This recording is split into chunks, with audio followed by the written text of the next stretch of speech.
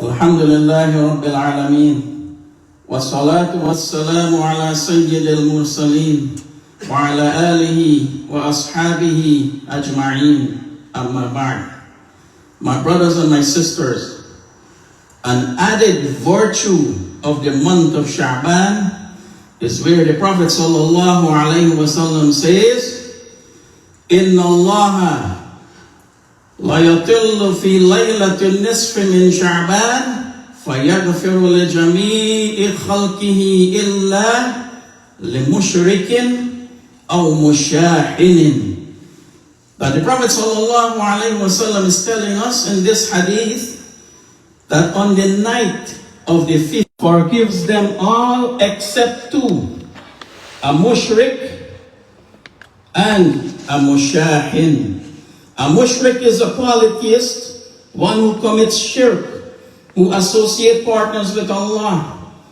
A mushahin is one who has enmity in his heart for his brother or his sister. So one who has enmity and friction and animosity in his heart for his sibling, his brother or his sister. So from this hadith, we understand that Allah subhanahu wa ta'ala forgives all of humanity except those two conditions. Those two conditions have to be fulfilled. Allah subhanahu wa ta'ala forgives everyone except mushrik wa mushahin. And subhanallah, this is something to think about, that Allah subhanahu wa ta'ala has put this before the month of Ramadan.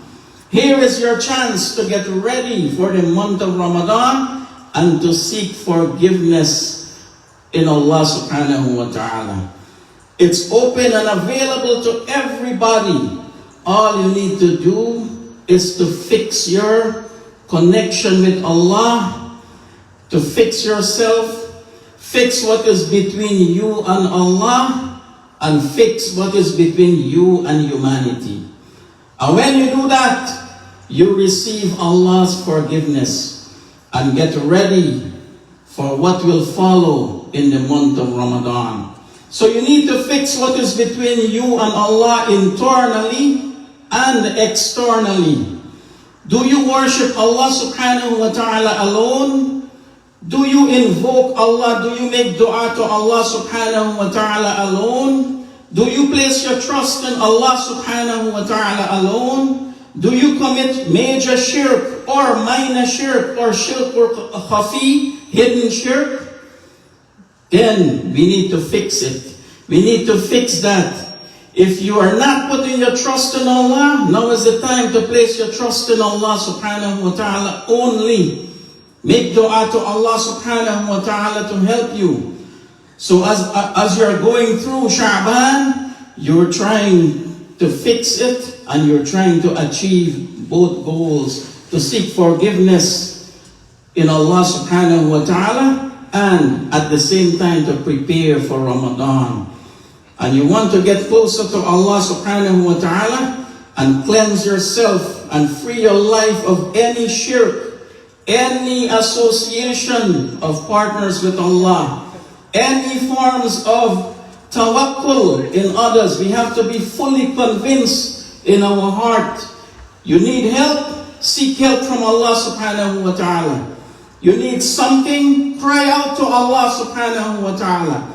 Don't go to some soothsayer. Don't go to some astrologer. Don't go to some palm reader. Go to Allah subhanahu wa ta'ala. Allah subhanahu wa ta'ala can give you everything you need.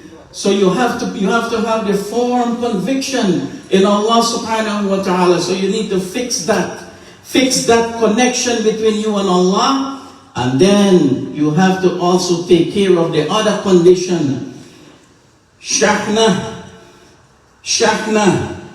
has to go away. That if there is any shahna, enmity, friction between you and your brother or you and your sister, then you need to pick up that phone. You need to pick up that phone and call them and say, my brother, my sister, this is the month of Sha'ban. And I know that we are not on good terms. I know that I'm not speaking to you, but this is the month of Sha'ban, and I forgive you.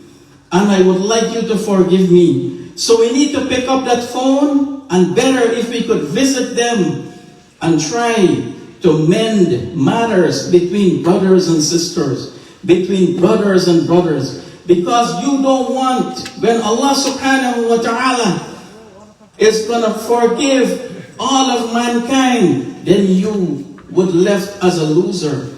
You don't want that Allah subhanahu wa ta'ala will hold this against you, that you have some enmity and some friction with your brother and your sister. You're not speaking for them. You're not speaking to them for years.